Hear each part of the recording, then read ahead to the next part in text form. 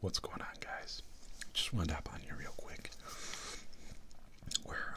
We're full into golf season now. We got the Masters next week. Your boy Dico here is very excited about that.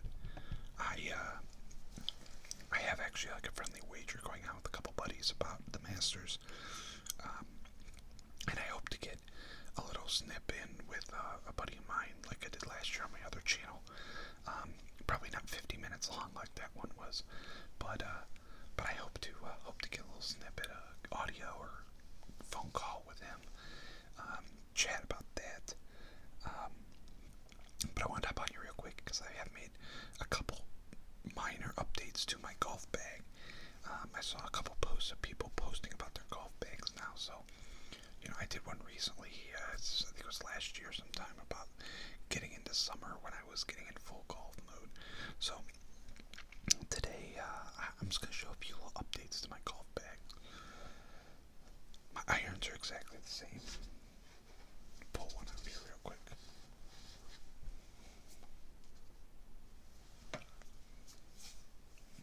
They are the older rack. This is a 6 iron, I believe. No, this is my 9 iron. Played this last weekend, was pretty awesome. Yeah, I guess I could talk about that a little bit too, but let me get to this first. So the TaylorMade racks, they are the TP version, so I think they're 2006s. Yeah, it's old, but you know what? I had them really good, so that's all that matters. And I put new lambkin grips on. Now, some people are major Golf Pride only customers. I like Golf Pride, but when I was feeling out grips for this year, I'm not Mr. Unlimited budget, so therefore I didn't want to buy like the white and black ones, the cord white and black Golf Prides. I really like those, but $15 of grips, a little pricey. Sorry, Golf Pride. These lambkin ones are close to the ones I had on here. I might actually still have a couple in the bag that I didn't regrip because I only got nine grips, but they're very comparable, and I basically gripped the 9 worst of my irons and woods, so that way I could be closer to having the continuity from bottom to top of the same grip. But so yeah, that grip, and if you remember last time, it was on my 3 wood and my 60 degree here. I had that orange grip. Well, those are both gone because those are super old and super slick, and I barely hold on to the club. Had no feel. Now I do. So that was one thing. I also added in alignment sticks. I'm not going to grab them because they're freaking long and I'll tear my rotator cuff. Not really. But yeah, I got alignment sticks. Are they necessary? No. Do they help? Yes, they help me. They help me set up and align to a spot, whether I'm lining up to that spot to hit it to that spot, or I'm lining up with the intent of starting the ball that direction. And I can evaluate the divot, I can evaluate the ball flight, I can evaluate all those different markers based on where I'm aimed and where I'm set up to address and hit the ball. Helps out a ton in my mind. Yes, I would say that was the one major. Oh, I lied. The grips. There's an actual club change. There's a club change.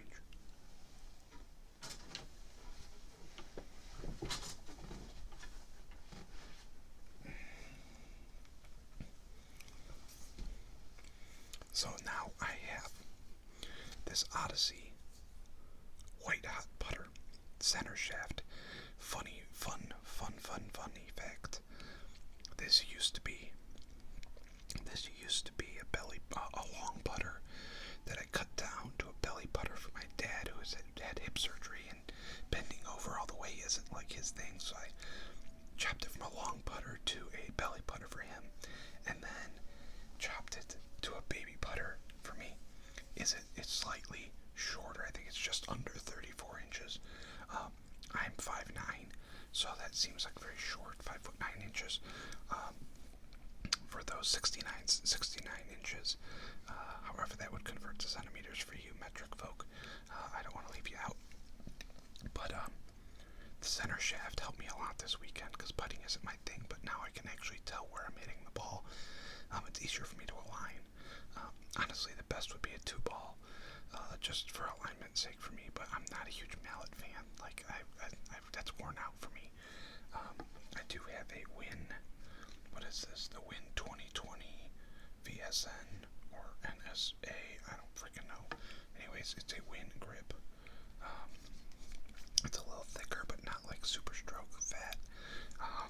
But yeah, I put it really well with it last week, or this last Saturday when I played. So yeah, I'll get into that play with my buddy Tony over at Green Hills in Green Springs / Clyde, Ohio. Sorry, I had to think there for a second. Green Springs / Clyde, Ohio. It's northwest, kind of right by Sandusky, by Cedar Point, for people who know Cedar Point. So we played there, and it was both of our first outings of the year, so we decided to do a scramble, a 2-person scramble. Just go out, play, hit some balls, spend some extra time hitting balls, putt out everything, even if, like I ended up doing, making a bunch of the putts on the first end, we would still continue to putt out just to get reps. I did have kind of a record point for me in my golf career when I holed out on the 3rd hole from 90 yards for an eagle. I used my 56-degree wedge and hit it, and it was a little bit downwind. Rode the wind, bounced two bounces, and then dropped. It was pretty awesome. I don't know that much could have changed how the rest of that round went. I did have some low back tightness come up. When I do all my lifting, my right SI joint likes to lock up, and then therefore, or it's glute tightness and low back tightness that pull in those areas. It doesn't always work very well for me. But nevertheless, I was able to get that stretched out. We ended up playing, I think we shot 6 under. For our first outing of the year, it was pretty good. And we had a lot of knee knockers, like 5-6 footers for par. We went through a little stretch there where our cart died. We had to wait 15 minutes for them to come out. We found our balls, but we stood around. It was like wind was whipping 25 miles an hour across us. It just wasn't very pleasant there for about a half hour. And I stiffened up and I tightened up. My back tightened up. And so that got a little rough. But I also found I was swinging really goofy there for a 6-hole stretch, where instead of hitting through the ball, I was hitting at the back of the ball, and like my lower body was going that way, and my upper body was starting here and going that way. So it was like a kind of thing, not quite a reverse pivot, but almost like one of the there was this system back in the day I used to use, stack and tilt. There we go, stack and tilt. That's what it felt like, where I was trying to do some weird shit. I don't know what the hell it was. Anyways, it didn't work out. It made my back hurt. I figured that out once I got out of that. I started to actually hit some balls that were, worth the hell. And we made probably combined about 200 feet in putts. We made a lot of putts.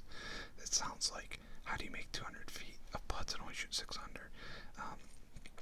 We had a lot of probably 10 footers for par, 5 to 10 footers for par that we made. We shot 6 under with a bogey, so theoretically 7 birdies.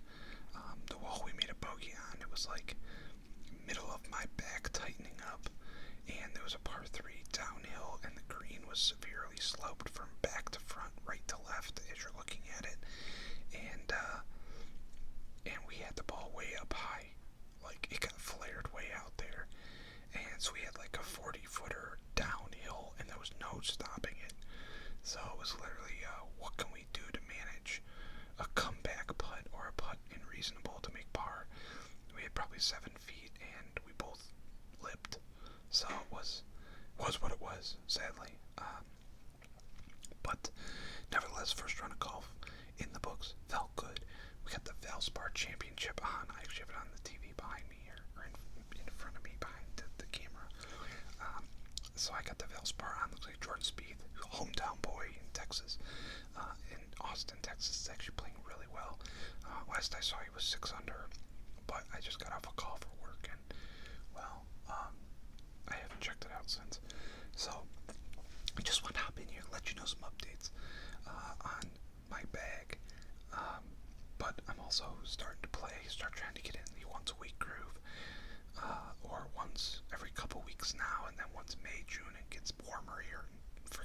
Northwest Ohio. I'll start playing more. So it was good to talk to y'all, and stay tuned Monday, hopefully Monday, for a review